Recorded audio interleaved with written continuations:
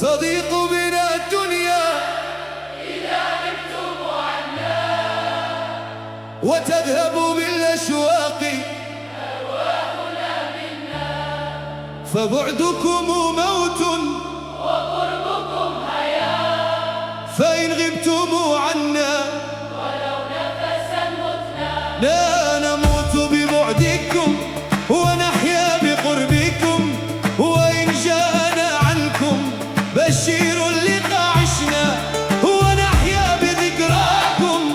إذا لم نراكم ألا إن تذكار الأحبات ينعشنا، فلولا معانيكم تراها قلوبنا إذا نحن أيقاظ وفي النوم لمتنا أسم من بعدكم، وصبابة ولكن في المعنى معانيكم. بكم كنا ذكر الأحاديث عنكم، ولولا هواكم في الحشا ما تحركنا. فقل للذي ينهى عن الوجد إذا لم تذق معنا شراب الهوى دعنا.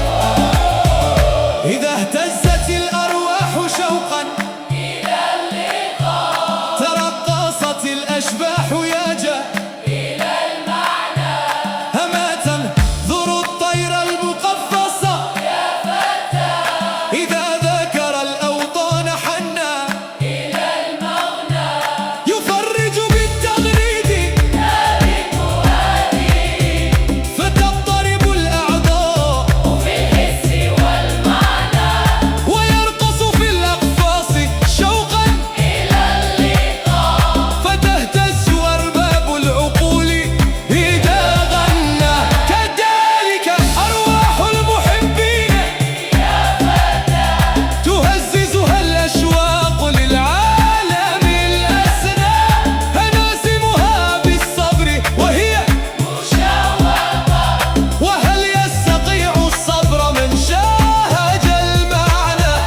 إذا لم تذق وذاقت الناس في الهوى فمن الله يا خالي الحشا لا تعنينا، وسلم لنا فيما ادعينا أننا إذا غلبت أشواقنا ربما سسنا وتهتز عند الاستماع، قلوبنا، إذا لم نجد كتم المواجد صرعنا وفي السر أسرار إيقاع اللطيفة، تراق دمانا جهرة إن فيها مهنة فيا حادي العشاق قم وحده قائمة، وسمسم لنا باسم الحبيب وروحنا وسن سرنا في سكرنا عن حسودنا، وإن أنكرت عيناك شيئا